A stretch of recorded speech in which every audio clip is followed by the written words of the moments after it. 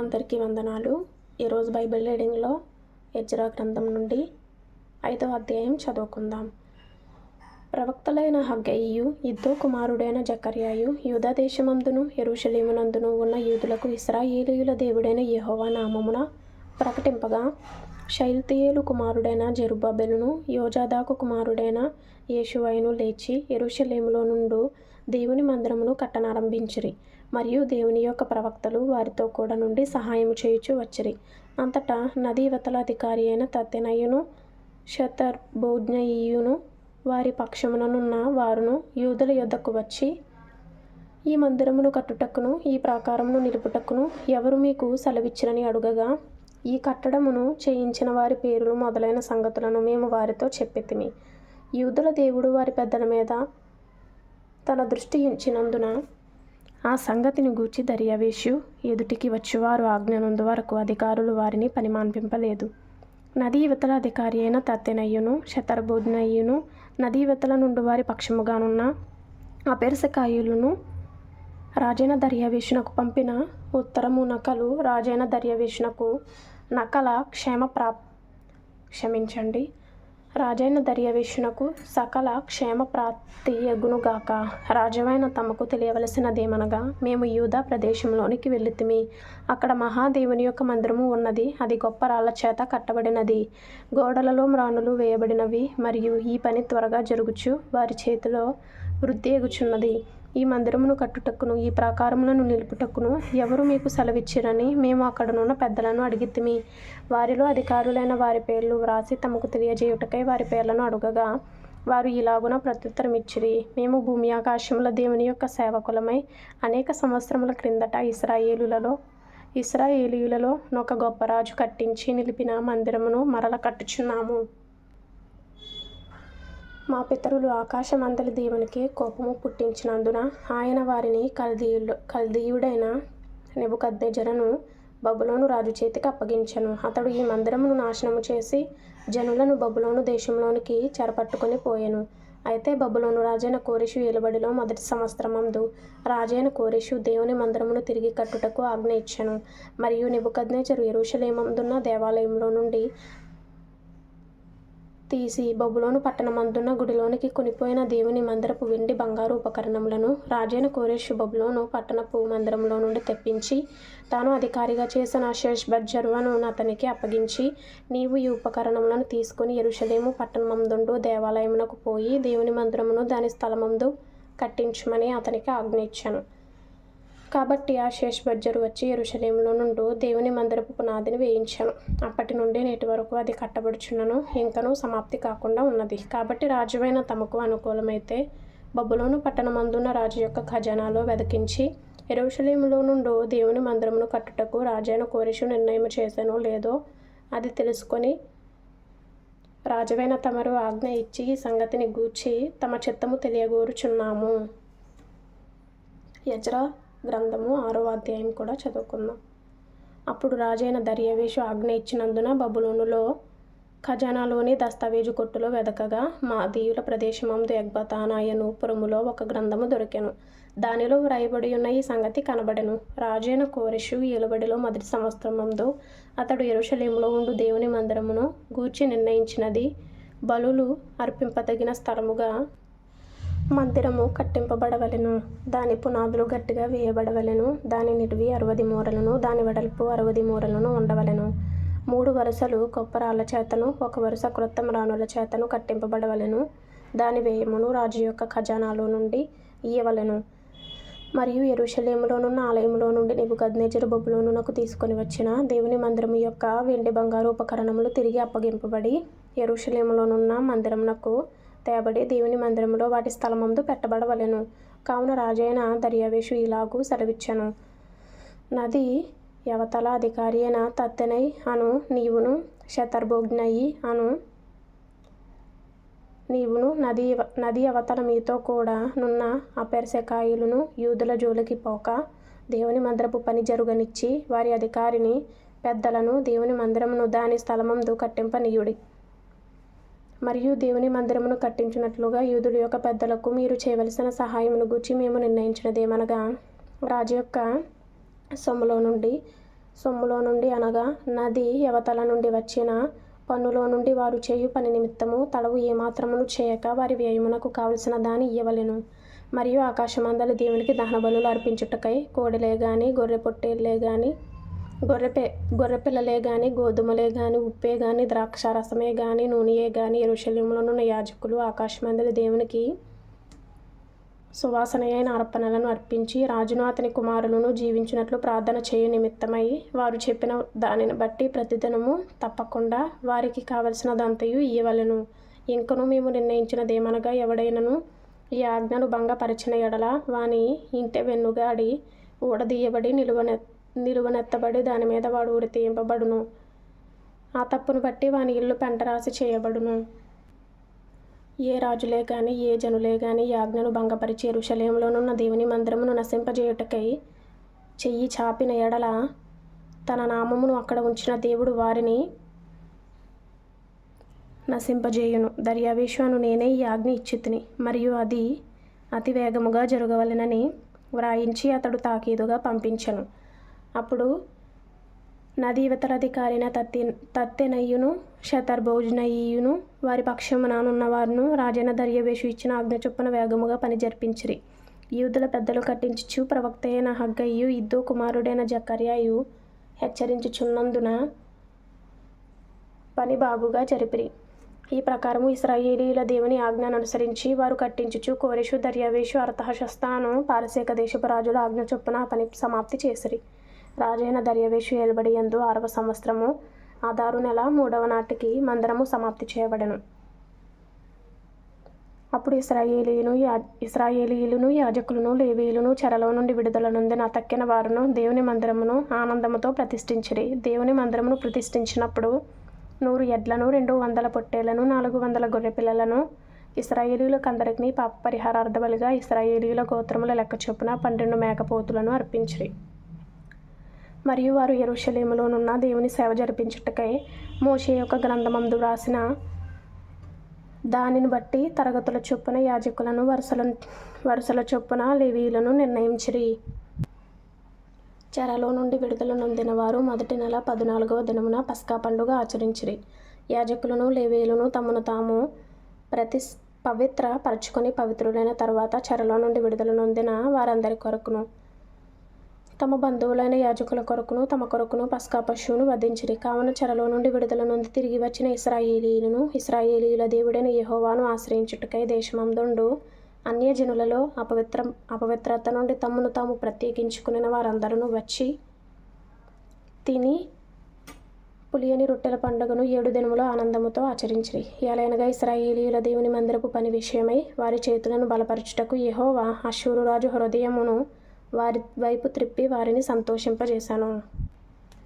Ezra గ్రంథము 7వ అధ్యాయము చదువుకుందాం. ఈ సంగతులు జరిగిన పిమ్మట పారసీక దేశపు రాజైన అర్తహషస్త యొక్క ఏలుబడిలో ఎజ్రా బబులోను దేశం నుండి యెరూషలేము పట్టణమునకు వచ్చెను. ఇతడు సెరాయా కుమారుడై ఉండెను. సెరాయా అజర్యా కుమారుడు, అజర్యా హిల్కీయా కుమారుడు, హిల్కీయా షల్లూము కుమారుడు, షల్లూము సాదోకు కుమారుడు, సాదోకు అహీటూబు కుమారుడు, అహీటూబు అమర్యా కుమారుడు, అమర్యా అజర్యా కుమారుడు, అజర్యా మెరాయోతు కుమారుడు, మెరాయోతు జరహ్యా కుమారుడు, జరహ్యా ఉజ్జీ కుమారుడు, ఉజ్జీ బుక్కీ కుమారుడు, బుక్కీ అబీషువ కుమారుడు, అబీషువ ఫీనెహాసు కుమారుడు, ఫీనెహాసు ఎలియాజరు కుమారుడు, ఎలియాజరు ప్రధాన యాజకుడైన అహరోను కుమారుడు. ఈ ఎజ్రా ఇశ్రాయేలీయుల దేవుడైన యెహోవా అనుగ్రహించిన మోషే యొక్క ధర్మశాస్త్రమందు ప్రవీణత గల శాస్త్రి. మరియు అతని దేవుడైన యెహోవా హస్తము అతనికి తోడుగా ఉన్నందున అతడు ఏ మనవి చేసినను రాజు అనుగ్రహించెను. మరియు రాజైన అర్తహషస్త ఏలుబడి యందు 7వ సంవత్సరమున ఇశ్రాయేలీయులు కొందరును, యాజకులు కొందరును, లేవీయులను, గాయకులను, ద్వారపాలకులను, నేతీనీయులను బయలుదేరి యెరూషలేము పట్టణమునకు వచ్చిరి. రాజు ఏలుబడి యందు 7వ సంవత్సరము 5వ మాసమున ఎజ్రా యెరూషలేమునకు వచ్చెను. మొదటి నెల 1వ దినమందు అతడు బబులోను దేశము నుండి బయలుదేరి తన దేవుని కరుణాహస్తము తనకు తోడుగానున్నందున 5వ నెల 1వ దినమున యెరూషలేమునకు చేరెను. ఎజ్రా యెహోవా ధర్మశాస్త్రమును పరిశోధించి దాని చొప్పున నడుచుకొనుటకును ఇశ్రాయేలీయులకు దాని కట్టడలను విధులను నేర్పుటకును దృఢ నిశ్చయము చేసుకొనెను. యెహోవా ఆజ్ఞల వాక్యముల యందును ఆయన ఇశ్రాయేలీయులకు విధించిన కట్టడల యందును శాస్త్రియు యాజకుడునైన ఎజ్రాకు రాజైన అర్తహషస్త ఇచ్చిన తాకీదు నకలు. రాజైన అర్తహషస్త ఆకాశమందరి దేవుని ధర్మశాస్త్రమందు శాస్త్రియు యాజకుడునైన ఎజ్రాకు క్షేమము మొదలగు మాటలు వ్రాసి ఇలాగు సెలవిచ్చెను. చేతనున్న నీ దేవుని ధర్మశాస్త్రమును బట్టి యూదాను గూర్చియు యెరూషలేమును గూర్చియు విమర్శ చేయుటకు నీవు రాజు చేతను అతని 7 మంత్రుల చేతను పంపబడితివి గనుక మేము చేసిన నిర్ణయమేమనగా, మా రాజ్యమందుండు ఇశ్రాయేలీయులలోను వారి యాజకులలోను లేవీయులలోను యెరూషలేము పట్టణమునకు వెళ్ళుటకు మనఃపూర్వకముగా ఇష్టపడు వారెవరో వారందరూ నీతో కూడా వెళ్ళవచ్చును.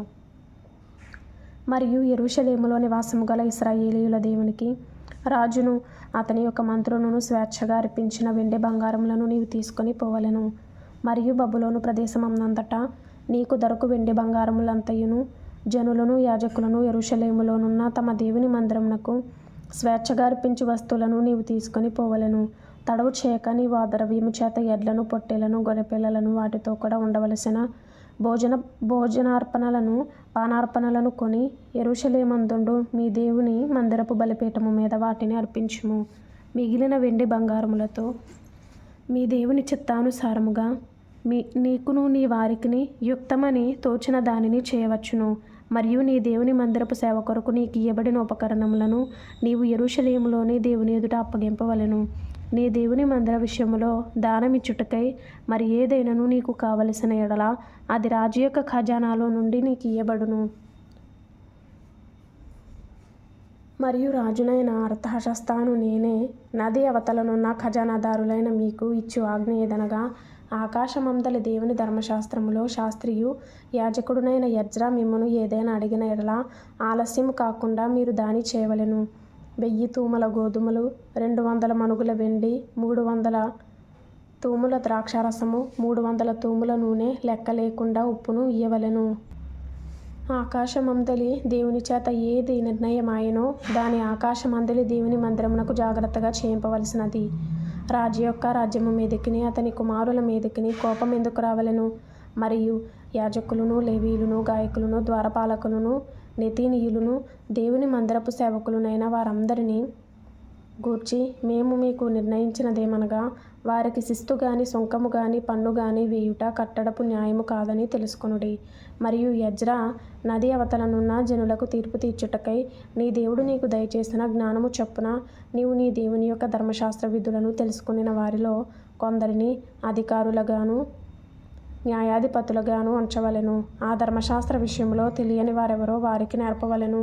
నీ దేవుని ధర్మశాస్త్రము గాని రాజు యొక్క చట్టము గాని గైకొనని వాడెవడో త్వరగా విచారణ చేసి మరణశిక్ష అయినను స్వదేశ త్యాగమైనను ఆస్తి జప్తి అయినను ఖైదునైనను వానికి విధింపవలెను. యెరూషలేములో నుండి యెహోవా మందిరమును